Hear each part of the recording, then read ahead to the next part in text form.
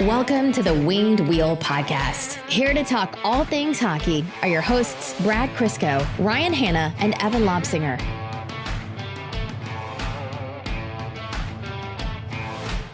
So we were supposed to start recording about 20 minutes ago, and then I made the mistake of asking a question on how to pronounce Mathias Brome or Bromea, depending on where you fall on that. And then Brad and Evan took the better part of the last half hour diving through elite prospects, trying to find the most obscure leagues with recognizable players possible. They got down to the Italian Serie A. Brad somehow magically happened upon his own league in there, so crazy coincidence that was. Hey, it's not like I stumbled upon it. Ask Evan. It was the 8th one down. You're 8 degrees removed from the league Sidney Crosby plays in. Yeah, look at me. I'm basically making no money. I'm honestly surprised Evan was so into it.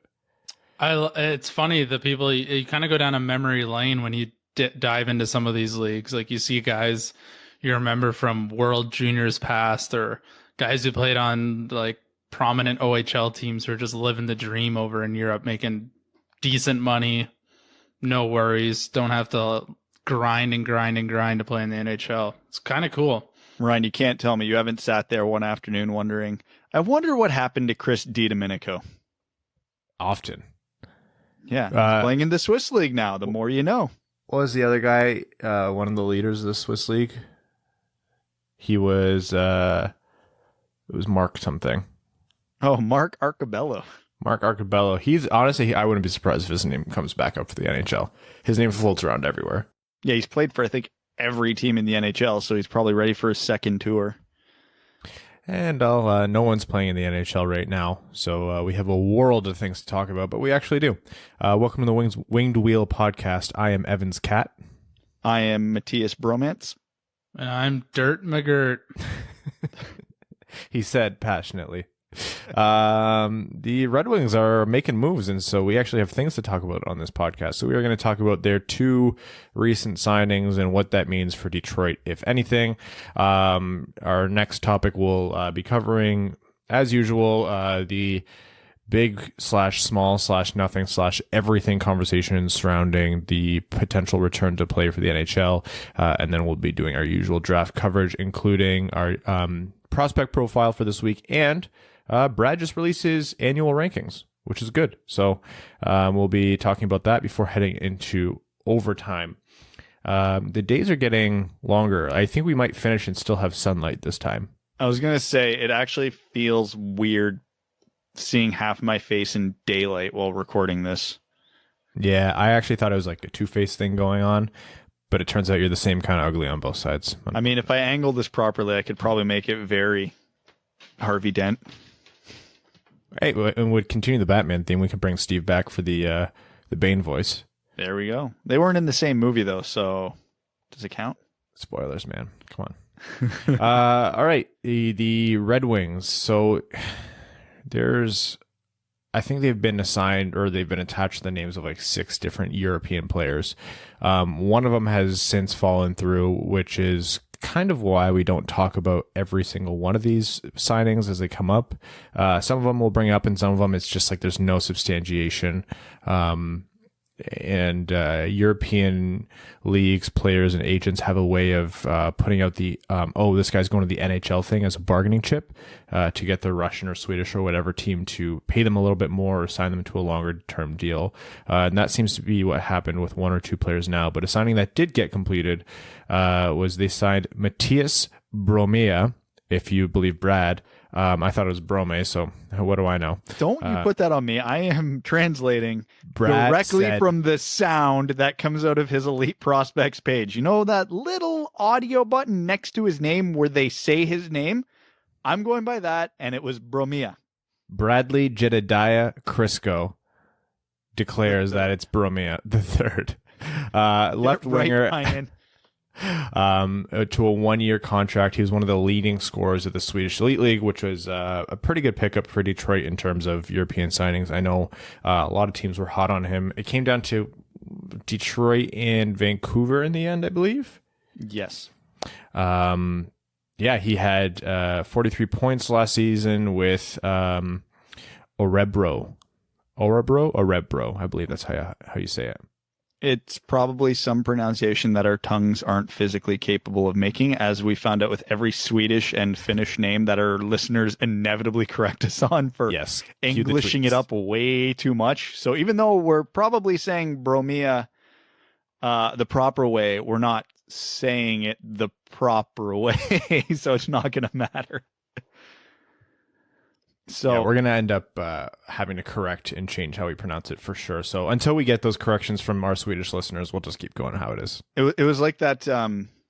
I apologize to the listener. I forget your name, but when we got corrected on Rope Hints, and I watched the video of him pronouncing it, I'm like, yeah, man, I believe you, but I physically can't make that noise with my mouth. The more European you are, the more European your pronunciation becomes. Oh, so me not at all then. No, you're just trying. He did Capo Caco for us too, and I still I can hear him say it in my head, and I'm just like, I can't do it. Sorry. Yeah, that's way too much effort, way too much air required, and way too much throat changing. I'm just I'll just do what everyone else does. The one thing I don't think our European fans quite understand is that North America is full of stupid people like us. So if we try, even if we physically can say a lot of these European names exactly right, we'd be the 1% of the world, of the Western world, saying it that way. So everybody else would look at us like we're stupid, even though we're the ones saying it right. So we just have to go with the flow. Because apparently, what was the one that stood out to me? Someone was talking years ago. Gus Nyquist. Apparently his last name is not pronounced particularly close to Nyquist. Apparently the Y is a U sound in Swedish. And I'm like, yeah, I'm not saying it that way. Sorry. Yeah. I'm not going to be the one guy saying it like that, even though I know I should. And it would be the proper thing to do. I have to stoop down to the rest of society and just be, I don't know, we'll call it Western normal. You don't want to be bullied. That's really what it comes down to. Yeah. Have you seen our listeners on the internet? They're mean. The name thing comes down to whatever the player wants in my mind, and as long as it's not nuts in terms of asking a non-native speaker of that language to pronounce these sounds that they never really use otherwise, I try to go with that. But yeah, some of them it's just the Finnish names, especially because they're so close but so far. They're not. I don't think they're. I don't think they're mean. I think they deal with a lot of our shit. So I will always go with whatever I hear the players say they want. Because usually you'll get that in their first interview when they actually get to North America. I haven't seen that for Bromea yet. What I will not accept is when a player goes by a certain pronunciation for half his career and then decides to change it. I'm looking at you, Zach Parise and Brad Marchand. Yeah, that's into the Parise thing was come on. Give us a hint the first time. You were Parise for 10 years. Bite me. You're Parise still. In F1, there's a young driver for Ferrari. He's from Monaco, and his name is Charles Leclerc with a C at the end. And that's just how you say it. He's he's from Monaco. It's a French-ish pronunciation. That's how you do it. And then that's how it was said for a long time. And then he did an interview with a couple different stations, and he's like, my name's Charles Leclerc. And we're like, what? Wait, really? And then he would do another interview. He'd be like, yeah, I'm Charles Leclerc. Man, please just pick trolling one. Everyone. Yeah, pick one and let us go with it. All right, but more on Brome/Bromea/ Brad Crisco. What does this signing mean for the Red Wings next year, and is it even a Red Wings relevant signing? I think it could be a very relevant Red Wings signing. Every time there's a signing like this, I have to preface this by saying there is no such thing as a bad free asset. Now, obviously, ignoring the actual physical dollars the team has to pay the player, this didn't cost us a draft pick. This didn't cost us a player in a trade. He literally just said, I'm coming to play for you. So if he turns out to be absolutely nothing, oh well, because I don't think any of us are going to be sorry for the Illiches losing $1 million. Still need players in Grand Rapids if that's the worst case. If this goes well, you get a guy on your NHL roster to play ideally a third or fourth line role with the type of player that Brome is. And it's fantastic. If you look at just his boxcars from the Swedish league, they don't look that impressive because he had 40 something points in 50 something games. So he was well below a point per game. I think it was like a 0.83. But only 4 players in the entire SHL were over a point per game in that league. He finished 6th in league scoring in what is most people would consider the 3rd best league in the world. That's not nothing. He's only 25, so he's probably got at worst 5-6 good years left in him. He's a skill player. The biggest misconception I saw from the initial reports of what Bromea is as a player versus what I found out actually doing a deep dive in today is that he is a responsible defensive player, but he is a skill guy. He's not that, your Darren Helm type. This guy can score. He can pass. I watched a lot of his highlights. He actually is damn impressive from a skill set. Whether or not that's going to translate to the NHL, who the hell knows? We never know. It's a guessing game. I think he has a chance because the Red Wings bottom 6 was just so hilariously bad that why not give this guy a chance? If he comes over and takes it, it's good. But what makes me happy about what the Red Wings are doing and the bigger picture with this signing over the last 3-4 months is you can tell Yzerman wasn't happy with the bottom 6. So he brought in Timashov to compete for a spot. He's bringing in Bromea to compete for a spot. We saw Giovanni Smith get a handful of games this year.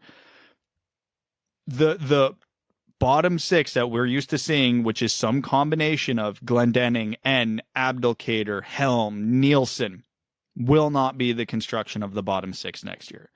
I think we're going to see I'm not going to call it crazy turnover next year, but out of the 6 guys that spent most of the season playing in the bottom 6, I guess you could throw Adam Ernie in there. We might only see 2 or 3 of them next year because Bromea might take a spot. Timashov might take a spot. Svechnikov almost has to take a spot. Rasmussen might take a spot. Hirose might take a spot. There's a reality in which the entire bottom 6 is different. I wouldn't bet on it. That would probably require some trades, but they could do it and not downgrade it. So I like the Bromea signing. He has offensive upside. He can play defensively, so he can play up and down your lineup. It's just whether or not his overall skill set is good enough to translate to the NHL. Yeah, this signing screamed 2 things to me. One, it was Steve Yzerman taking the opportunity to fill out the roster with more of the type of player that he wants. We saw the usual requisite comments on this one, which is like, this guy makes no difference. This team still sucks. It's like, yeah, I hate to break it to you. Here's a spoiler. The next 10 moves the Red Wings are going to make are going to not make a difference, and the team's still going to suck. Like, that's just the reality of transactions in the NHL. If this guy was good enough to make the Detroit Red Wings substantially better, he would not have been available and he would not have signed with the Red Wings. So let's just get that out of the way. But this is Yzerman filling out the roster where he can with guys that fit his mold. They're talented. They work hard. Bromea is known as an extremely hard worker at both ends of the ice, which is the kind of thing that Yzerman wants. He says, if we can't win games, we at least want to put out 100% effort. If we're going to lose, let's lose by 1, not lose by 7. So this is kind of, he brings talent and he brings energy, and he could bring, some new production, although we say that about every guy because it's like Brad said, there's no way of knowing how this is going to translate into the NHL when there's no background. But this could be a guy that could bring some production, or he could bring nothing at all and end up being somewhere else. But it's just a free asset that checks a lot of boxes for Yzerman. It costs the team nothing on the cap. It's under $1 million, so it's 1 year, so there's zero risk here. And yeah, this is going to squeeze out some players. Like, people who are up on RFA deals, excluding the big names, but these are guys who are up on either RFA or UFA deals. Sam Gagner, Adam Ernie, Brendan Perlini, Christopher N. And I'm assuming Timashov, Fabry, Bertuzzi, and Mantha will all be brought back, quite obviously. Then you look at defense, which isn't as relevant for this guy because he's a forward, but you have Eriksson, Daly, Bowie, and Cody Golubev. And I would be surprised if, I would honestly, I think the only one who has a chance of coming back is Bowie. No one else is going to come back out of that group. So this is a guy that's going to squeeze one of them out for a spot, and it might give Yzerman, or this is Yzerman signaling that not a lot of them are going to be back. Like Christopher N's expendable. Abdelkader, who has a contract but could be waived, is expendable. Like this is Yzerman taking his year and saying, all right, I've now observed the team. Let's get moving. Let's move what we can. Not to say he's not been making any moves. That's quite obviously not the case, but you're seeing Yzerman fill in pieces, no matter how insignificant they might seem, that fit the mold of what he wants in this hockey team. The nice thing is Brome makes a jump into the roster, which is great. He could provide some depth scoring, but what it also does is send a message to those bubble players that your job isn't guaranteed, and hopefully that raises what they're bringing to the team. So all in all, you've got to like this move that they've made. Like at worst case, he plays in the AHL or he goes back to Sweden. Like whatever, it's another swing. And it could help actually raise the performance levels of the bottom six, even if he's not on the roster. So let's play a fun thought experiment here about why inconsequential moves like this individually actually make a big difference in the large picture. So let's assume, again, I'm just picking the guys that are most likely to be cut. Let's assume Abdelkader, Ernie, and Perlini aren't back. Okay, they're cut. They get replaced by Gagne, Timashov, Svechnikov, and Bromea. How many goals, given near a full season, do you think Bromea would score? Be super conservative. I don't even want you to get crazy. 5. 7. Okay, we'll split the difference at 6. Okay, Gagne. 5. Yeah, 5 to 10. Okay, 10 would be more than I would consider. 5 for Gagne, 6 for Bromea. We're up to 11. Okay, Svechnikov. 10 to 15. He's got a better skill set. I'd give him 10. Okay, 10. We're up to 21. And Timashov. 10 to 15. Okay, we got a 10 and an 8. I'll split the difference. Yeah. He's got more than 3 goals compared to the rest of the. Okay, so we're up to. Okay, I'll just split the difference. We got 31 total goals there.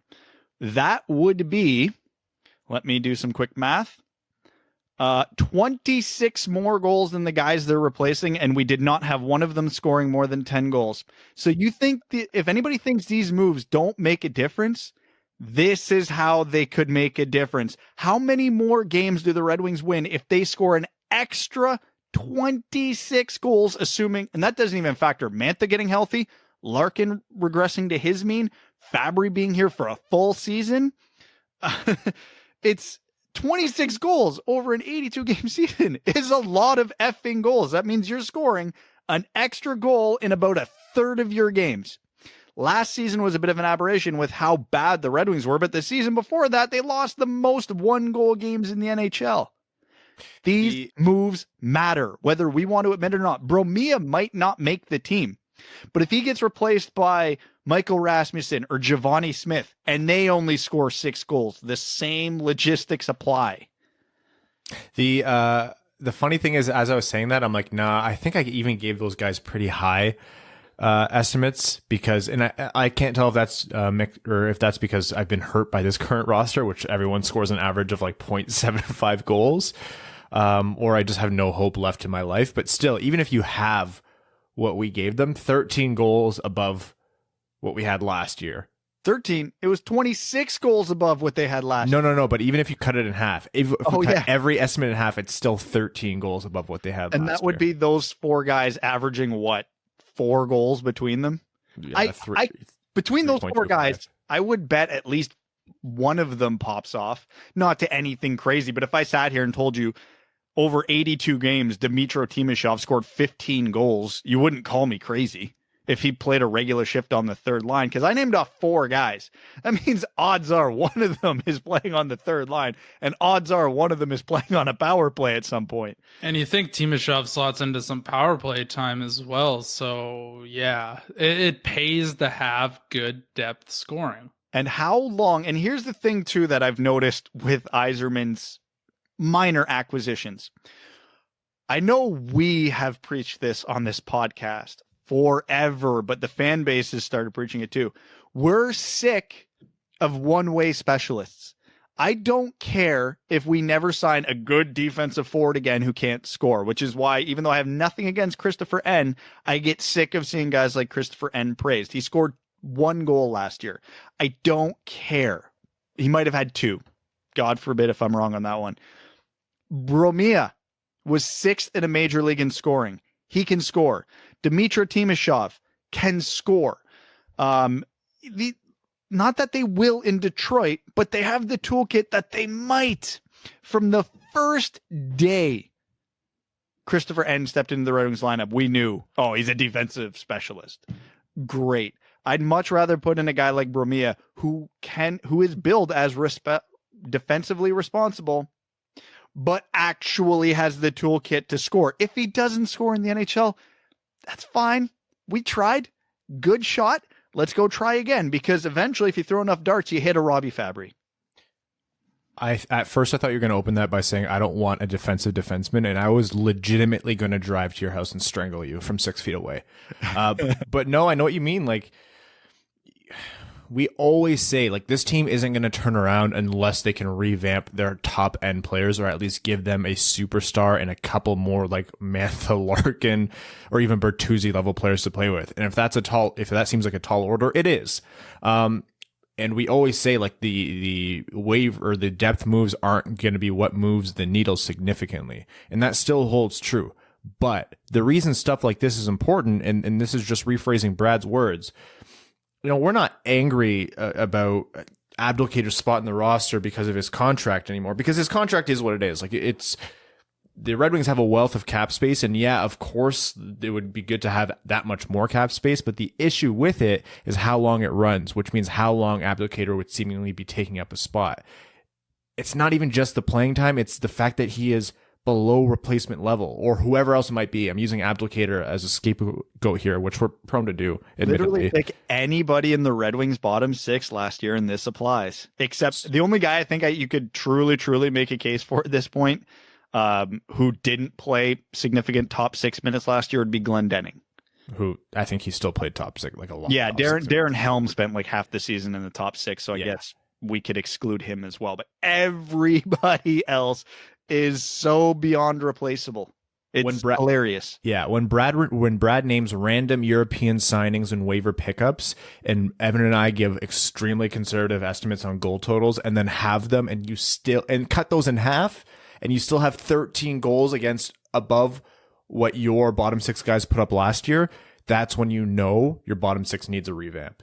Is this something to go shouting from the rooftops about? No, of course not. Could he turn into something huge? Yeah, of course, anybody could. But like, what's his best case? He turns into a Damian Brunner? That's great. Awesome.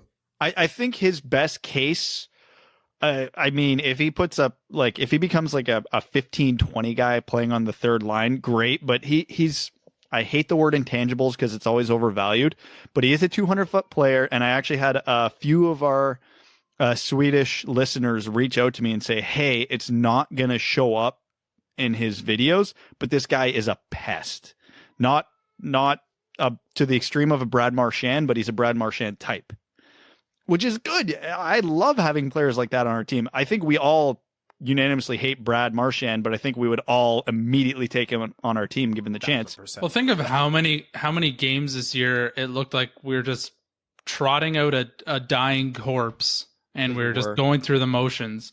Like, when Giovanni Smith came into the lineup and actually was getting in people's face, it got people a little bit fired up. It was nice to see that someone on the team actually gave a shit and was out there trying to better themselves and better the team. So if that's what we're getting at worst, okay, I'm good with that. Man, one of the highlights of the season, what came at, like, I think the last or second last game, when Fabry ran Mrazek, and like Fabry ran Mrazek. And honestly, the onus was on Fabry for that. Like, Mrazek knew he was running some interference, but Fabry still ran him.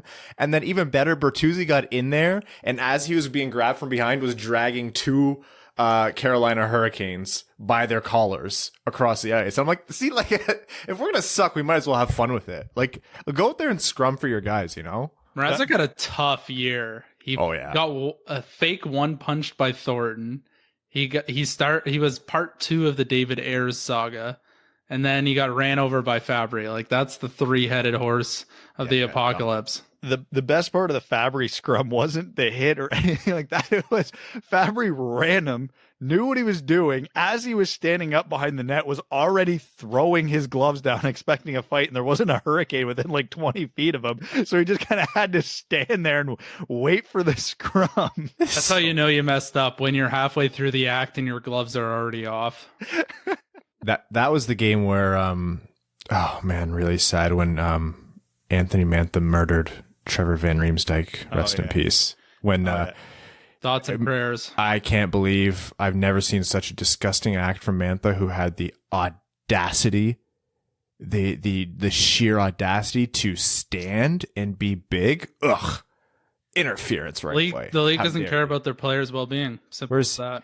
If a defenseman can't turn and blindly skate in a direction and run into a player and get hurt, what does this league come to anymore? You know? I know I phrased that wrong. It's such a ridiculous play. That was honest. I kept watching that and I'm like, I'm really trying to plead or find the sympathy with the ref here, but holy shit, that has to be the worst call of the year. Oh, it's up there for sure. But back to the benefit of a pest, actually, on one of the Bromea highlights packages I was watching today, they actually showed a play where he suckered one of his opponents into spearing him. And then when he saw the ref point to the guy who speared him and send him to the box, he started fist pumping and celebrating like he just scored a goal. Hell yeah. Which is, I love it. The level of arrogance on that. I love it. We need more guys like this in the team. But the best part, on top of celebrating a penalty like that, he set up a goal on that power play. That's the kind of guy you want. Can you imagine the guy sitting in that box? I promise you, whoever speared him took another penalty that game. Oh, man. He would have been furious. I would have, like if I'm playing, I would have chopped that guy the moment he got back and just skated straight to the box. Yep. Worth it. Two other Red Wings signings, both goalies. Interesting for different reasons, or not interesting at all, depending on how much you want to believe our drumming up of content. It is Victor Brattstrom, a 6th round pick from 2018, I believe. Yes, 2018. Right. From Timrå over in Sweden. So they signed him to his ELC. It's a 2-year deal, minimal dollars, under $1 million. So, and that I believe has a release clause or a loan clause, so he can continue to play over in Europe. But that is just another testament to how interesting the Red Wings goalie pipeline is. It's not particularly strong, but it's not incredibly weak either. There are some projects there that do have promise. And Brattstrom is the latest to throw his name into the ring. So he's someone to watch. And then another one is Pat Nagle, who is essentially Grand Rapids experienced stand-in, sometimes on the walleye, but between the two, I know he stood up big for Grand Rapids last year. So Griffins fans are happy about that one, that he's back for another year. Just a solid experience piece for the Red Wings organization down in the AHL. So those are both good. Again, nothing to write home about, but important development in the goalie pipeline for Brattstrom. So he, Van Pottelberga, Petrozelli, and Larson are all goalies to watch before Detroit inevitably drafts Askarov 4th overall.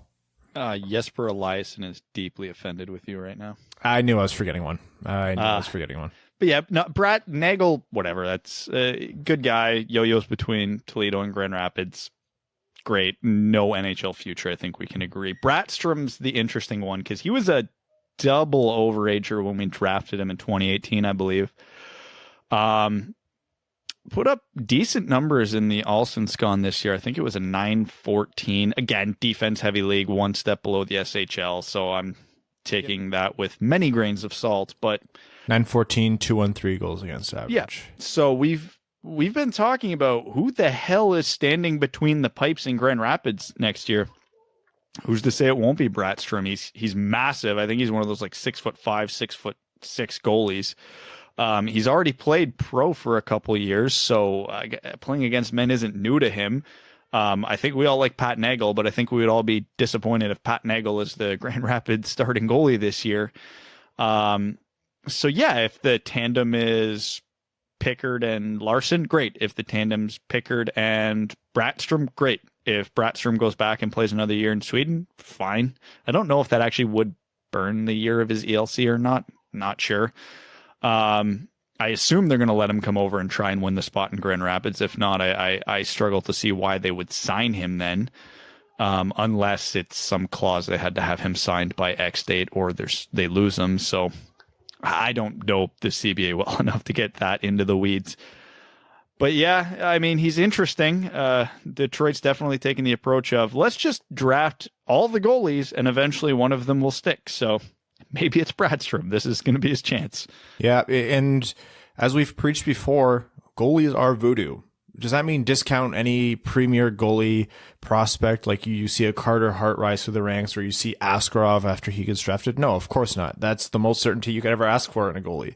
Unless you're drafting like Marc-Andre Fleury, that's the only situation I can think of where a goalie was a top end from start to finish. But when you don't have that top end guy that you're drafting with a first round pick, then yeah, you shoot darts at a dartboard. And if no one is the heir apparent, you keep shooting darts at a dartboard, and you have to give guys second and third chances. Goalies take longer than defensemen to develop oftentimes. So you have to give these guys time. You have to give them opportunity. You have to give them chances to win jobs, and you have to give them chances to win jobs back. And after they lose jobs, you have to give them chances to claw their way back to where they were. We've seen Larson at highs, and last season he went down. You compare that to a defenseman who also have a long development span. Gustav Lindstrom had a great season and then a kind of meh one, and then they called him up to Detroit, and he did really well for himself. And now he might be an NHL regular, or at least like a half season guy. So with goalies, like yeah, you just take another shot, take another swing. Yzerman is just his only job is to take swings right now. Swing. He has the green light from the bullpen. I'm not a baseball guy really, so I don't know if I said that right. Let's do a quick hypothetical on goalies, just because I think Detroit might end up in a pretty interesting position in this draft. So let's assume with their top 4 pick, the Red Wings pick a forward. Lafreniere, Stützle, Raymond, Byfield, doesn't matter. Let's just assume they pick one of them. Pick 32, let's say they pick Ryan O'Rourke, a defenseman. Their next second round pick, they take a forward, let's say Daniil Gushin. Doesn't matter. Nico Dawes is still sitting on the board for that next pick. Do you take him? Yeah. That late, yeah. Yeah. Do you take him with your middle second round pick? No, I wouldn't. Depends how dire you think the Red Wings goaltending situation is. Right now, I'd say I wouldn't call it dire, but I can't say I have any confidence in it. Not feeling good, that's for sure. Would you call Nico Dawes substantially a better dart than any of the guys the Red Wings are throwing at the proverbial board right now, though? Yes, not substantially, but he'd be the best dart.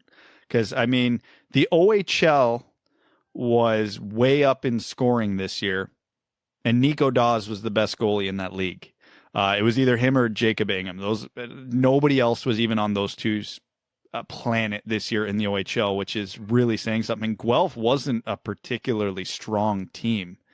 A lot of their success was just straight up because of Nico Dawes. So, yeah, I take the swing, and he was a late bloomer too. So, because this is his second pass through the draft, and nobody took him last year. So, you got to think if a guy improves that much 1 year over year, I would think he's not done improving. I would think there's even more room for growth there. For sure. You're forgetting how low I think of Canadian junior goaltenders based off of watching them struggle year after year after year in the World Juniors. I know he won gold this year. I know. As the backup because he lost his starting job, right? Like against Russia. He won his first game. There was this false equivalence to like, oh, Canadian World Junior goaltenders Carey Price. I'm like, yeah. On the other hand, Justin Pogge, and there's way more Justin Pogges in the Canadian junior goaltending world than there are Carey Prices. So, yeah, but when you're already 3 or 4 picks deep in your draft, you can gamble a little bit. Because, I mean, if you wouldn't even question it if Askarov was still there at 32. No. You would spend that whole night screaming, they better take him. And he had a poor World Juniors as well. If you piss off. I hate when you actually make an interesting argument. And for the new listeners, I don't actually hate it. I don't. Please. Please. I'm not bullying Brad. I promise. I cannot bully Brad. If you ever meet this guy in person, you'll know he's unbullyable. This is why I do it so openly. If anything, I get bullied. These two bully me. I'm like, hey, friends, could you possibly do this one little thing so we can get this thing done that's really important on time? And they're like, screw off, Ryan. Shut up, nerd, idiot. And they'll delete me from the group chat. Please. I promise you, I'm not that mean to Brad. Are you kidding me? I don't bully you at all. I just ignore it. I just don't respond. Evan will come in with the snarky comment. I just put my phone down. That's true. Brad has put my phone down. Brad, we're working on like back end, like financial stuff for the podcast, like year end tax stuff. Brad has asked me the same question in the last 3 months, maybe 11 times now. And I still call him my friend. So please. Cause it's one of those things like I know the answer, but it's not an answer I can afford to screw up. So I have to be 100% on it.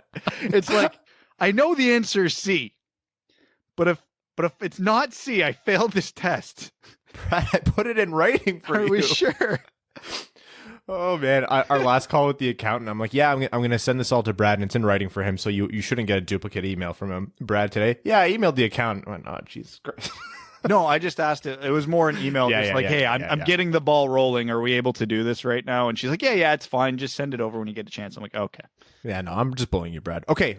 So Yaroslav Askarov's there at pick 30, and you're Detroit. Do you trade pick 32, and then do you trade all 3 of your second round picks for pick 30? No, but I'd give up 2 of my seconds to get up to Askarov. You wouldn't trade all 3 of your picks to get Yaroslav Askarov? Goalies, man. If that many teams are passing on a goalie of that caliber, paranoia sets in. Why? What's wrong? He got caught smoking weed or something. I don't know. Yeah. Laramie Tunsil. Oh, God. Who is making bank now, mind you. Yeah. Oh, yeah, because every team that passed on him was stupid. Yeah.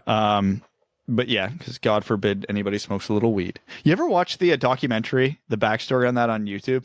No. Oh, my God. Is it good? It is way weirder and worse than you think. Oh, that'll be a watch tonight. Okay. Oh, yeah. It's a it's a 3-part series that like goes from Laramie Tunsil's situation to how bagmen work paying players in the NCAA. It's nuts. NCAA is wild, man. Oh, the NCAA is so corrupt. I hate it. I love college sports, but I hate the NCAA so much. Okay, so I am going to move us along here to draft content. And in some exciting news, my favorite time of year, which is I wish Brad would have gone to comma college, is when I have the opportunity to read through Brad's rankings. No, in all honesty, love reading Brad's rankings because, again, you would be hard-pressed to find a guy more passionate about prospects and prospect rankings and writing about them than Brad, which is why he does the full write-up. At any point, I'll be like, yeah, I can probably give my rankings through 15. And Brad's like, yeah, I can only do through like 85 right now. So his first round rankings are up on wingedwheelpodcast.com. If you go to the blog section, I'll also put the link in the bio for this episode. It's been a big hit. Brad, 500 people have read it already. Wow. Yeah. And I've only got yelled at by like 37, so I must be doing something right. Which is nice. For patrons, Brad has an ongoing AMA on Patreon, so go ask him any questions you have about the draft rankings. Check it out on the website. I joke about bullying Brad. Like, he did a really, really, really great job with these, and he does a great job every year. So, definitely worth a read. And it's, I'm just obsessed with rankings. So, I don't have my own out yet. I don't really know if I'm going to put any out this year. I don't know. The one thing the quarantine's allowed is, normally I do one of these every year, assuming this goes on longer like it should. By the time we get closer to the draft, I'll probably have even more info and probably put out a second iteration of it, maybe even go to 45 or all the way through the end of the second round. Is it possible? So I've actually started compiling a list. So I've got I'm going to call it rudimentary or rough, 32 through 62 mapped out right now. Haven't done deep dives on at least 2/3 of them, but hey, if I'm stuck in the house for another month or two, I'll have the time. And Evan, you're working on potential 6th and 7th round pick rankings. Am I correct? Oh, yes.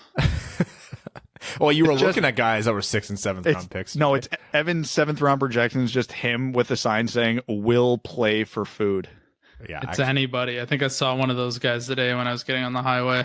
will play for golf memberships. Oh, big time. Easy Like to a motivate. Dude Perfect video, eh?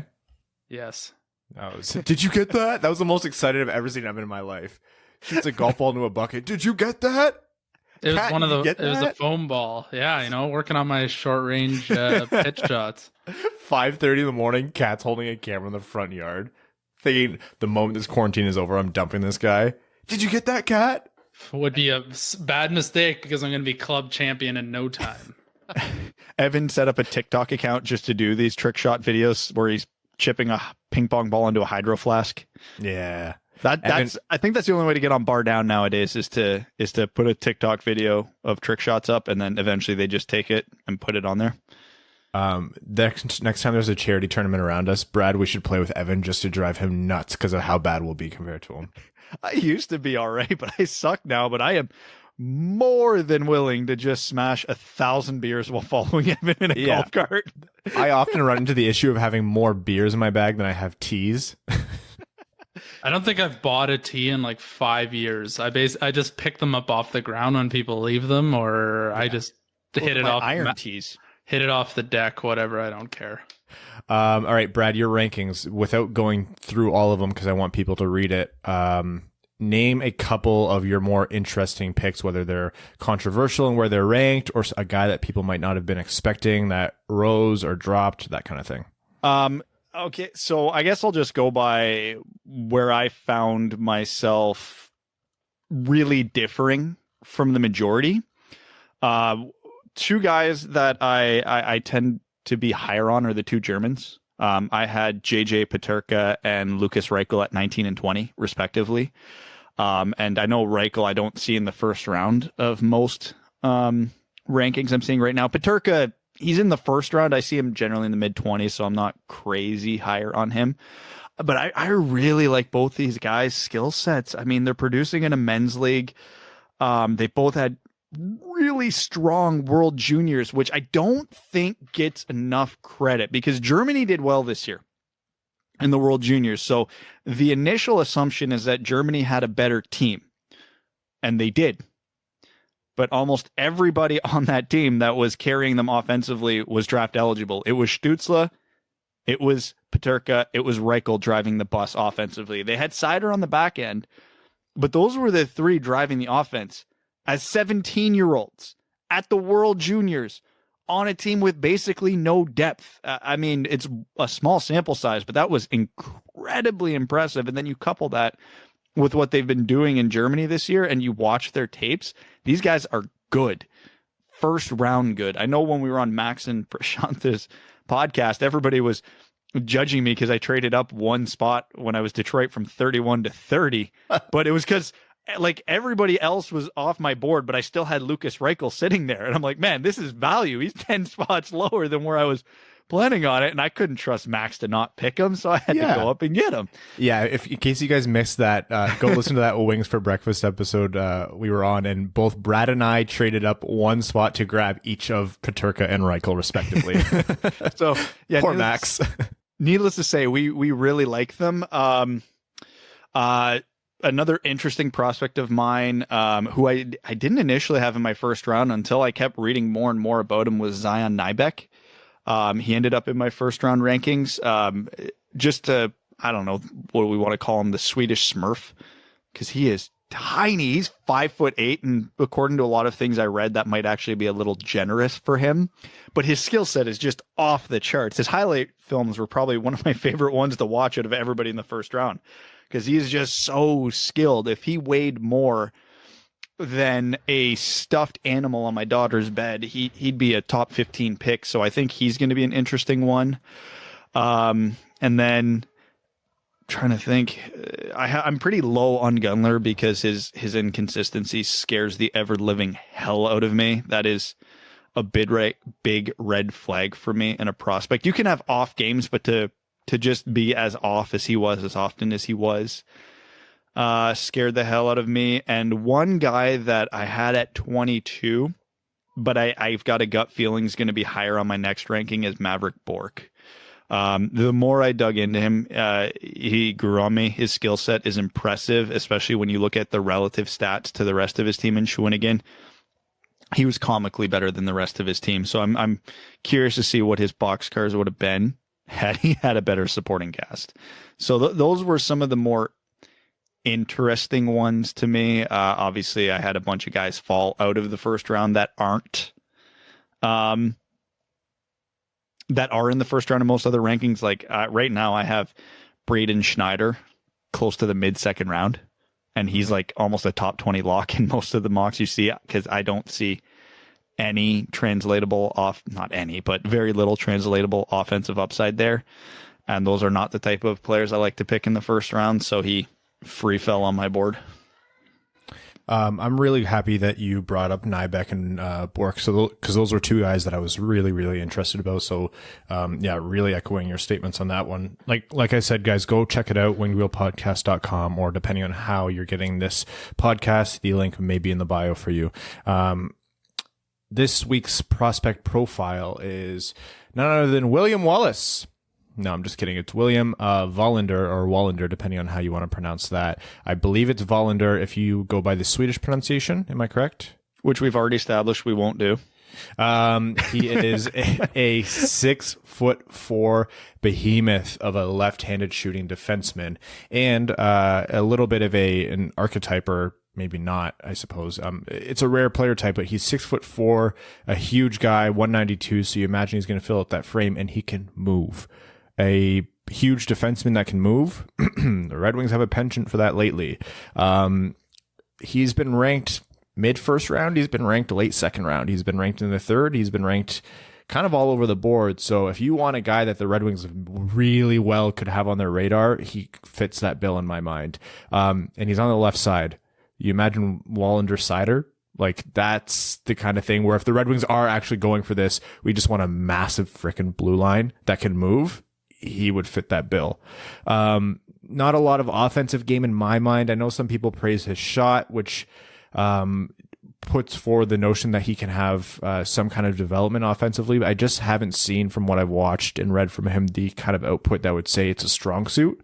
It would be kind of an area to monitor to see if he can fill out that part of his game. But otherwise, the fact that he's fleet of foot and a decent stick handler and just huge, apt defensively, he's an intriguing pick. And I think that's a guy that I would like to see Detroit target in the second round if he falls there. I think he's got more offensive upside than he gets credit for, albeit not flashy. He's that efficient but effective, and effective more than making plays happen. When I see prospects that fill that, especially for defensemen, it doesn't lead me to believe there will be a lot of offense at the NHL level, because you can be efficient, but unless you're like elite IQ, you gotta have a lot of tools in the bag.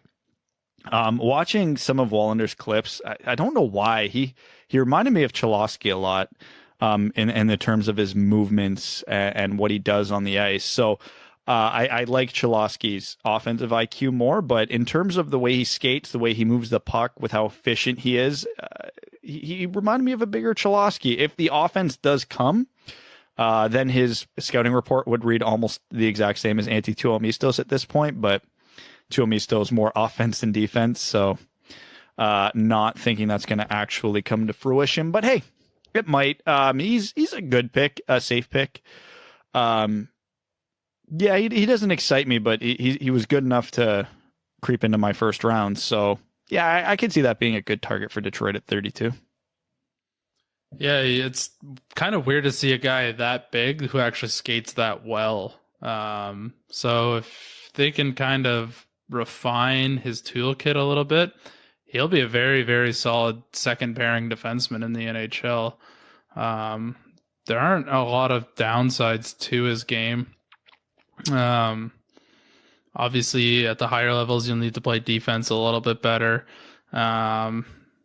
His offensive zone, a little bit left to be determined as he plays in more of a men's league. But looking at this draft and the scarcity of defensemen, he could easily go anywhere from mid-first round to mid-second round. It all depends on when those chips start to fall.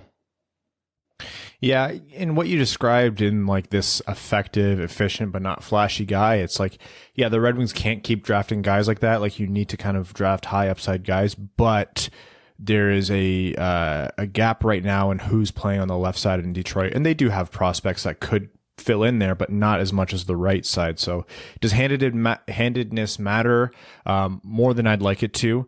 I don't know why I'm so ridiculous in wanting people to play on their offside. I'm a right-handed shooting defenseman, and I loathed when I was on the left side. It's why I started using a square toe blade, because a lot of times I would get flipped, and I hated pulling the puck off the board, so at least I'd want to give myself an advantage with the square toe blade. But I digress. I think he'd be a good target for Detroit. Would you consider him at pick 32? I would consider him. I mean, it's all contextual. Because is Nybeck sitting there? Yeah, I would take Nybeck. Did a Hendricks Lapierre fall? Or it's all context. I much prefer Detroit's defensive depth in the prospect pipeline than the offense right now. So I was actually thinking about it when I was doing my rankings with how I roughly think this draft will shake out. I find myself hoping the Red Wings take forwards with their first 2, 3, maybe even 4 picks. So, because I mean, this is a very light defensive draft. So I have to assume guys like Wallander and Andre and Sanderson will be picked higher than they should, which means they probably won't be sitting there at 32 for Detroit. So yeah, it's going to be interesting. Skill wise, yeah, absolutely. I would consider him at 32. Do I think he's going to be there? No, probably not. If he is there, would I consider it? Yeah. Am I betting he's going to be my favorite choice at 32? Probably not. Yeah, you look at last year, there was a bunch of guys that the Red Wings either just missed out on or passed up on in the second round, which I was like, I really, really wish we would have just swung on this guy. So, but this is a different draft group now. This is Chris Draper's group, not Tyler Wright's, and there's some new staff and a new way of thinking, and Yzerman's done his year of observation, so we might see a little bit of change in philosophy there. For those who are thinking, well, Yzerman came in April 19th and had, a couple months before the draft. Yeah, that's zero time in hockey time. That much of a lead in before preseason is not enough to really have a grasp on everything to do with your team. So it was the right move for him to sit back and let the draft team, who had been working on this draft class for 2+ years. So you're going to see now a little bit more of Yzerman's characteristic, whatever that may be. If it's much of the same, then it's much of the same, but I wouldn't be surprised to see some different swings there. Last quick topic before we get into overtime is the Red Wings. The league is talking more and more about projected return to play. So they've released like a 3-phase plan. There's a committee including reps from the NHL, the NHLPA, agents, et cetera, on how this might return. The league keeps having to release statements saying, we haven't confirmed everything despite the reports, which is good. I'm glad they're putting that out there, but there are talks of, like we've mentioned before, as local legislation allows or local restrictions allow, teams doing smaller training sessions in markets. They're looking to phase 2, which is kind of just like warming up in that way that I just described. But again, nothing's written in stone, and all of this is pretty fluid. So nothing really concrete to talk about that we haven't yet in terms of like the hubs of like hub cities and where they would play, how they would do testing, things like that. One question I do have, if you're the Detroit Red Wings, and not Larkin, because obviously Larkin would be itching to play any hockey possible, but if you're a guy with a family and you're older and you're a little bit beat up, are you going to go and play like 9 games or 12 games and travel to a different city and have to isolate for 2 weeks and isolate when you get back and risk your health to do it? Absolutely not. They're insane if they play any regular season games at this point because it won't matter for so many teams. A report I was reading today that we touched on this idea before, but it seemed to have a bit more substantial backing to it, was that they're looking at doing the 4 locations, divisional playoffs in said location. Although what they were saying is 6 teams from each division would get in. So in theory, in this world, the Buffalo Sabres would get in. The New York Rangers would not. Figure that one out. But that's what they're talking about. 1 and 2 would play for home ice to win the division. 3 would play 6, 4 would play 5. And then they would just finish the division from there. I like that idea better than finishing the regular season because, yeah, it's going to be weird having 24 teams in the playoffs. But, hey, I'm Team Chaos, so I can't argue it. Yeah, it's fine. I think I've got a horrible feeling just because from what I know about what's happening with a lot of local businesses and a company I work for specifically already talking about opening in the next month. I think they're going to have a really good plan in place. I think they're going to have a lot of good protocols, and I think we'll see wave 2 before this even hits. So it'll probably all be rendered moot. Yeah, it's a phrase I'm using everywhere. Information's good for like an hour lately, so yeah, it's good to plan. Like whether you're at work or in your personal life, or you're the commissioner of a professional sports league, you have to make plans, but you also have to be making backup plans and backup to those plans, and be ready to throw all of them in the trash in the same day. Like it's happened to me so many times. The amount of dead hours of work that I've done. Yeah, I know the NHL keeps trying to expand the playoffs to make it fair. I personally think that's just the wrong mindset, because if you slap an extra 10 teams into the playoffs, hypothetically, just picking that, cool, you're now throwing 200 more bodies into the equation here when we're trying to keep social distancing and interaction to a minimum. Man, it's going to screw a lot of teams. Playoffs are playoffs. 16, run with it. You have it, top 4 in each division, isolate them at some remote arena in Nunavut and play it out. I mean, it's the safest. You can control more things that way because it's that many less people. None of its hospital infrastructure cannot handle if there's an outbreak with the however many thousand people would be needed to run that. They have a case. I was reading that today. None of it actually has a case of COVID, and I don't even want to know how that happened. All right. Let's head over to Overtime, which on this midweek episode of the Win Go podcast is brought to you by none other than your beautiful, beautiful patrons. We are going to start off with Matt Cheney, who says, "Hey boys, Yzerman's low risk acquirements per 60, or maybe he meant acquisitions per 60 is really starting to increase. Do you think he plans to be competitive next year? And when I say competitive, I mean try to jump 3 to 4 spots in the standings. Or do you think he goes in with the assumption that the 2021 season, if it happens, is a wash like the 1920 season? Thanks, boys." I think he wants to lose more games by 1 than by 6. Yes. Yeah, I think that's the perfect answer. Peter Quill.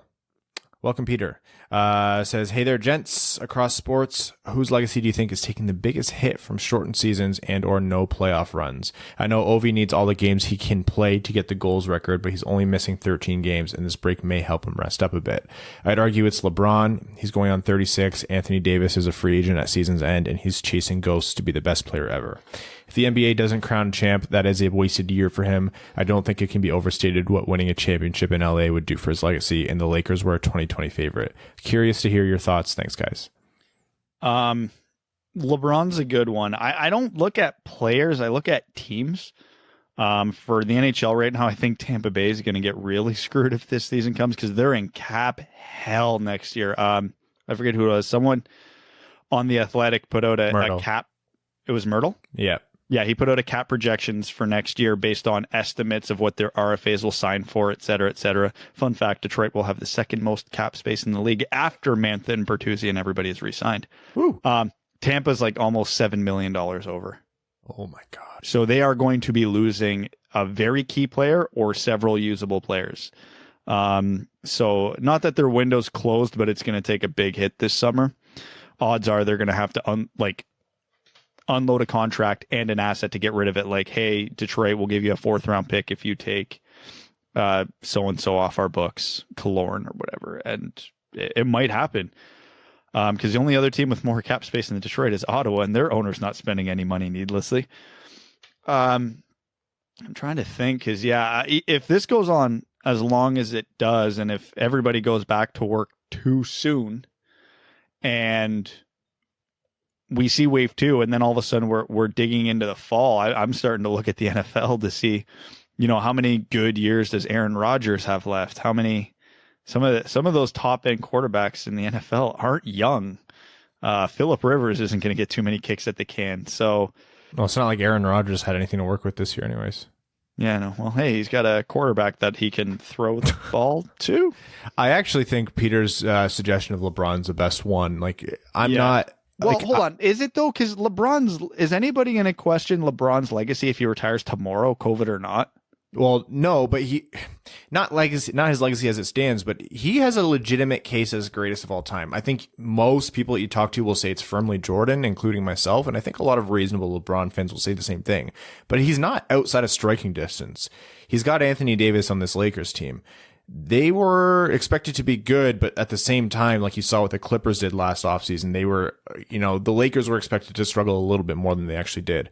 LeBron, though an absolute freak of nature athletically and physically, isn't getting younger. So for him to be having this dominant of a season in terms of how the Lakers are playing, you need everything. And rings mean everything in all-time conversations. And individual player legacy means a lot in the NBA. So I think it matters. Not to turn this into a basketball podcast, but I agree with you. Rings mean everything in legacy. And LeBron has several of those, which is why I don't think it's going to impact his legacy. If you want to look at players in the NBA right now on really good teams without rings, how do you feel right now if this season gets canceled if you're James Harden or Russell Westbrook? Knowing that, oh man, Golden State's on a down year. We really only have the Lakers and maybe one or two other teams in the West to get through. We could do it this year, and then there's no season. Because I think we know it's out east. It's not going to be much of a battle. You got the Bucks, you got the Raptors, and then a couple. Well, you think of it with the Bucks, they only have Antetokounmpo tentatively for another season until he's a UFA. So yeah, he's in Toronto clock's next ticking year. there. So. Well, Brad, you said LeBron has several. He has 3 rings. I believe he's 3 and 6 in his finals. And that's half as many as Jordan. So yeah, but you got to look at those Cavs teams he played for there, man. That's like being friggin' 110% if you go 50%. All right, I'm going to move us along here. Chris says, hey guys, just something I'm curious about. The 80s and 90s had a lot more scoring than now. Why was that? Was it more talent? Goaltending couldn't keep up? No defensive forwards? Bad defense? Curious if y'all could touch on that. I'm newer to following hockey enough to understand the game and haven't watched too many old games. And to follow, what do you think is the ceiling for McDavid's point total or some of the other game breakers, Matthews, Kucherov, etc.? No one will touch some of the point records, it seems, by how the game is played today. Also, so everyone is aware, the Wings felt that they have they lack an extremely handsome Swede since Hank retired, so they signed Brome to fill that role. I think the biggest thing is the goaltending, bar none. Yeah, don't overthink this. Walking 2 feet over the blue line and taking a clapper resulted in goals a lot. You get yelled at now by your coach if you step 2 feet over the blue line and take a slap shot. You can shoot like Ovechkin, that puck's going in 1 out of 100 times, and the goalie's getting pulled after that one. The goaltending was hilariously bad in the 80s. The goaltending equipment was hilariously small. The goaltending style was, I don't even know what you call it, two-touch in soccer. It's the 80s, man. You might as well have been playing on a shooter tutor, honestly. And not to say those goalies are bad because, they had to play with what they had to work with, which was nothing. They've strapped on a pair of shin pads and an oven mitt and tried to stop an Al McInnes slap shot. But I mean, yeah, there's no way around it. The top goalies in the entire league in the 80s were putting up like 890 save percentages. Yeah. And like those are Hall of Famers putting up 890s. Defensemen and defensive systems also weren't good. Like the amount of times where you'd watch a good defensive player just get walked in a way that would cause a current NHL player to be benched because he got caught flat-footed was unreal back then. Not to say there's no good defensemen, but the good ones really stood out. So goalies, 90%, defense, 10%. It's there's more talent now, but that's why it's a little bit more of a level playing field. Goaltending athleticism has just skyrocketed in a decade, even 2 decades. So that's another reason why you see the big change. Well, also too, goalie physique, because back in those days, the game was so physical when kids were growing up. The mentality literally was throw the short guy in net, which is why guys like Mike Vernon, Grant Fear, who's the Blues broadcaster again? What's his name? I can't believe I'm forgetting it. He's Darren Pang. So you were getting routinely goalies who were 5'9", 5'10", because they weren't big enough to play the physical game, so they got defaulted to goalie. Now, if you're under 6'2", you're a short goalie. So now, with the equipment and the actual structure of the goalie himself, they take up a lot more net. Andrew Hadel says, hello, my hockey friends. A few episodes back, I heard Evan bring up Jordan Tutu for a highlight video. I got to see Tutu score a goal on Luongo back in 2013. He also laid out Chris Tanev. The Wings won that game 8-3. What a not so sober night at the Joe that was. Kim Yo Jong, welcome, new Supreme Leader, I think, says, greeting capitalist pig American sympathizers. I'm commenting in lieu of my brother who, despite the pathetic rumor mongering from inferior countries, is very much alive on his party train with his harem of women and generally living large during our non-lockdown. Did I mention that we have full freedom within our secure borders and intranet? Unlike weak peon nations such as Canada, USA, and Europe, best Korea already has immunity and a vaccine to the COVID-19 virus due to our superior scientists. I read inferior wannabe scout Rob Kopshow's 2020 NHL Draft Rankings, and they were underwhelming to say the least. Not one featured player from the clearly top-tier North Korean Junior Hockey League in his 31. Pathetic. Much heralded youngster Kim Dar-Renhelm has been truly elite, averaging 6.9 points per game and putting up 420 points this season. A few other prospects to keep an eye on: the emerging goalie Kim Block-Puck, play driving monster Kim Corsi, and the offensive dynamo Kim Goodgar. Sorted out. Jersey time. My God. I propose the Red Wings play a game and throwback Detroit Vipers jerseys, copyrights and trademarks be damned. What other NHL teams could appropriate an IHL, AHL team affiliate or shared city jersey and rock them? Flyers could easily use the Phantoms, for example. And then I Google translated some more Korean at the bottom, which said, keep a bag of fresh cheese. Or Rowan, you've outdone yourself. Not physical, but actual ECHL affiliation. I think a Detroit Vipers versus an Orlando Solar Bears game would be the most colorful game in NHL history. I'm here for it. Oh, yeah. What was it? The old Las Vegas Thunder. So Vegas can use them. I love the Vipers jerseys. Love. I'm trying to think. I'm blanking on so many of the old IHL teams right now, though. Is Abbotsford Heat just the Flames? Yeah. Yeah, they were relatively recent too, I'm pretty sure. Yeah, the IHL, who is it? The Kalamazoo K-Wings or something like that. What's the one out east, the Dogs? They're the Toronto affiliate. The Labradors? Oh, the Newfoundland Growlers? Growlers. Yeah, those jerseys are dope. Yeah, Toronto should do a night with one of those. Those are sweet jerseys. They're pretty close to the Golden Knights color scheme, would be the only knock against them. Like, I love the jerseys, but yeah, just the big old Labrador. What's the breed of dog they have on there? Is that just... It must be a Newfie, right? Yeah, that's it. Yeah. Drake Eckert says, good day, boys. Loving the content lately. For Evan, since they have lifted the golf ban, I've been out on the course 3 times since last Friday, and it has been amazing. Here's to hoping you're able to get on the links soon. Something that I saw and was curious about: if Ottawa offers all 3 of its first rounders for first overall and one of our second rounders, would you do it? Or what do you think Detroit or Ottawa would have to do to sweeten the pot for either team to make a trade work? I think this would be just the right amount of chaos to shake things up for the draft. So then we have to assume, what would Ottawa's picks be? Like 2, 5, and 20? Yeah. And then we'd be giving 1 and 32? Yeah. Oh, man. 20 and 31, as much as we want it, or 32, aren't going to be dramatically different players. Would you do it's like 1 for 2 and 5? Would you do 1 for 2 and 4? 2 and 4, I would say yes. Because I'm really, well, you saw my rankings, how my tiers go. I get 2 of the guys in my second tier. I'm happy with that. Once I get outside of my second tier, then I'm not super confident in anybody. Not that they're not going to be good players, but like, I think the guys in my top 4 are going to be like superstars, and I'm betting on them being stars, not like, oh, they might be.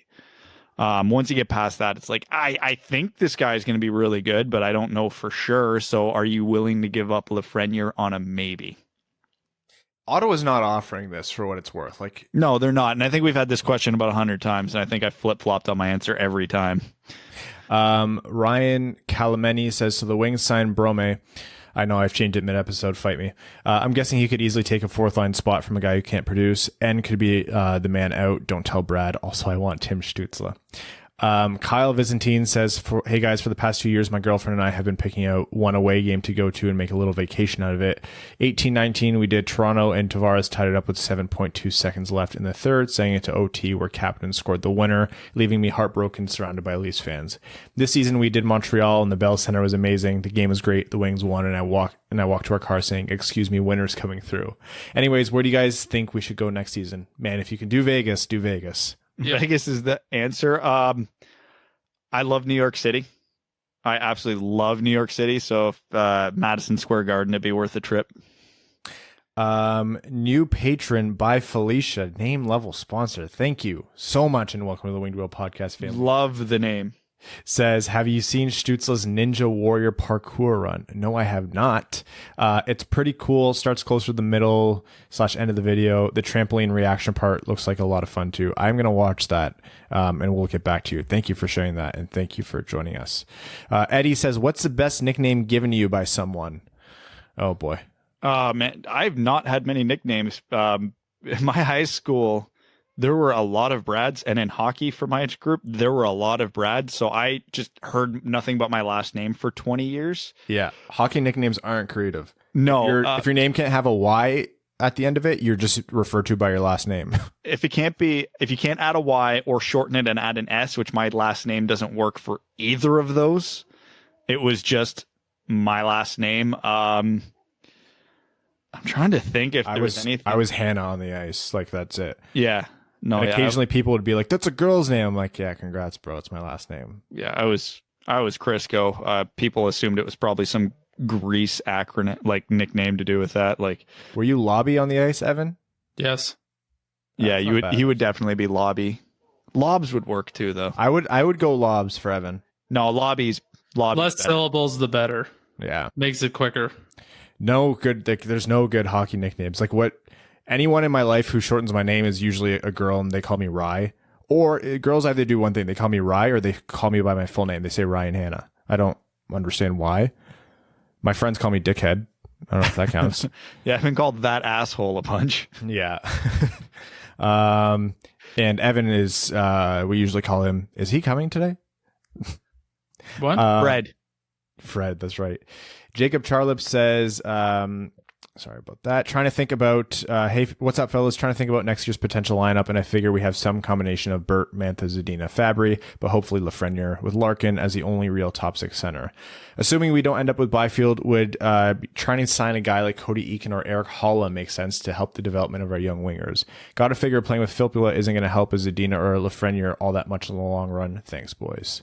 I'm not big on Eakin, but I would absolutely take a flyer on Holla because he's not too far removed from a near 30-goal season. He's just been dummied by injuries.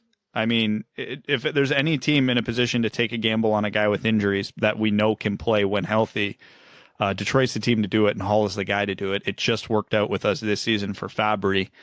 I could see enough teams being scared off of Holla that he won't cost a lot. He won't be cheap, but he won't cost a lot. He won't be long term. Nobody's giving him term with his injury problems. Yeah, my most important thing is term. If you want to overpay by $500,000 right now, the Red Wings have that luxury. Like, if you're not going to be filling in that cap space by acquiring assets from teams who need cap space, then take a flyer on a guy where it's like a swing and a miss and make sure it's no more than 1 or 2 years. That said, I know we were just preaching, fill out the lineup with more competent bums than actual bums. The Brome signing being a good example of that. Like, this is a guy who can bring skill to the lineup, and if he fails, it's zero risk. But I think they would have to be a clear cut better than what the Red Wings can put forward in terms of the Rasmussen, the Svechnikovs, because those guys need looks this season. The clock is out for them in Grand Rapids. In my mind, they need to be up, or the team needs to have a better vision of what they are. So they need every opportunity to play. So unless they're substantially better than them, I would want to be careful with just how many of those guys they add. But if we're waiving Abdelkader and we're not signing and we're not signing, even Perlini or any of those guys, hell yeah, bring them in. Bring them in. I just want to make sure there's the space. Not for someone who doesn't deserve it, but that there is space. Assuming you are willing to waive like bodies in the bottom six to get your prospects in, you never pass up the chance to bring in talent on a decent contract. Because let's say you bring in Haula, who I think is like 26, 27 years old. So let's say you bring him on a 4-year contract, which is probably longer than he'll get, but screw it. You got the resources to burn. If Detroit's good in 3 to 4 years, cool. That's another talented piece to help you on your playoff run that year. Let's assume Detroit's not. Still firmly in the rebuild, still suck. But Haula's a good player. Cool. You get a 2nd, 3rd, 4th round pick when you trade him a year or the year of when his contract expires. Okay, it's assets. I mean, free agents are free assets. All it costs you is the actual dollars and your roster spot. You're not giving up a player. You're not giving up a pick. If it works out, great. If it doesn't, you can always trade him. Now, again, this is all with the asterisks. Good player, not a lot of term. Because you're not going out and giving a guy like Haula 7 years and getting absolutely boat anchored to that if it doesn't work out. If they sign him to a 3-year deal at like $5 million a year and it doesn't work and he just falls off a cliff, you tried. It was worth the dart, but you unload him, you waive him. Detroit's not going to be good in that time. So either get your assets out of a trade, or he'll help you when you need the help. Again, a guy like Haula, I'm not betting is going to suck. So if he's playing, he'll be valuable to you. Where it would go south fast with a guy like that is if 10 games in he blows out his knee again. I mean, I'm not giving LTIR him then, so it's not like he's hurting your cap. But yeah, it sucks. But it is what it is. You got to take some swings eventually. Again, this isn't the summer to do it, but I'm not sure I'm giving Haula 3x5. But yeah, your general notion stands there. Yeah, I mean, he is only 2 years removed from what he put up 29 with Vegas that 1 year. Yeah. That would have led the Red Wings by 10 this year or something like that. Eric Baker says January 7th, 2020, Red Wings and Canadiens are tied at 3 apiece late into the third. As usual, Franz Nielsen netted 2 that game. Then with less than 4 minutes to go, Philip Zadina scores, and it was off a turnover by Kotkaniemi. The prophecy in nets were fulfilled. Game-winning goal awarded to number 11, Suck It Habs. The primary assist for that goal came from Adam Ernie, so let's always remember Adam Ernie as that one guy who assisted on Zadina's first goal against Montreal. A 4th-round pick was totally worth it. That being said, I hope to never see Adam Ernie playing for the Red Wings again. Happy quarantine, friends.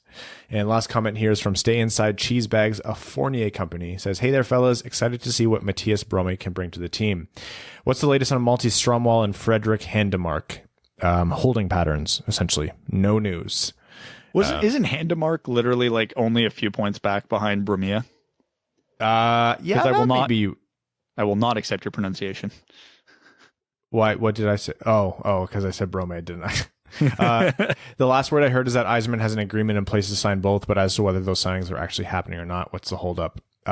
Season's finishing, the whole world being in flux, and a lot of this could possibly be posturing. So that's why there's so much uncertainty. How would you rate those players? Similar to what Bromea would be. Like, neither of these guys are world movers. You're talking the bottom half of your lineup, front or back end, and I'm not really sure you can say too much beyond that. I don't know if anyone else has a better read on Stromwall even. Nope, none. Yeah. And how much could potential compliance buyouts affect the potential signings of all three? I don't think those two things will be tied together too much. Like, they might open up a roster spot or two, but compliance buyouts are pretty much buying back future pain. for Detroit.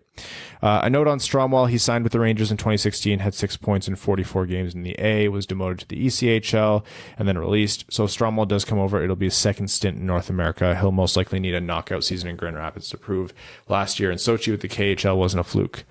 Have you guys kept up with SNL? The at-home episodes are actually really good, probably because these actors are writing their own material that's best suited to their own skill sets. Take a guy like Kyle Mooney. His segments usually don't fit with the flow of the rest of the show. Not that it's bad, just off kilter, but in this format, he stands out. It's stellar. Also loved Miley's Wish You Were Here. Just beautiful. Keep an eye out for that Parks and Rec at home reunion special. The Office is still better, but I'm looking forward to seeing Leslie and the gang back together. I met Jim O'Hare while in Kansas City. Incredibly kind and gracious with everyone. Nothing like his character on the show. I had thought this the other day. If/when the Fantastic Four joined the Marvel MCU, you know who would make a great Ben Grimm, aka The Thing? Nick Offerman. Thoughts? Hey man, I'm Nick Offerman for anything, so. Yeah, sure, I'll go with it. Osgood for Hall of Fame, stay inside cheese bags, and for Christ's sakes, always wear a mask when you go out. All right, folks, that is this episode of the Winged Wheel Podcast. We will be back at you on Sunday. Thanks for tuning in. Please send us the names of every single fringe or unknown European player that could potentially signed or not be signed. And, the NHL is selling team-affiliated face masks. Do they ship to Canada? It was only a matter of time. No, they do not. Damn it. Thanks for tuning in to the Winged Wheel Podcast. Be sure to check out wingedwheelpodcast.com, where you can subscribe to the show on iTunes, Spotify, or wherever you get your podcasts. You'll also find links to other ways to support the show, such as Patreon, official podcast apparel, and more. And don't forget to follow the show on Twitter at Winged Wheel Pod. And of course, the hosts at Brad Crisco, at Ryan Hanna WWP, and at Hockeytown Evan.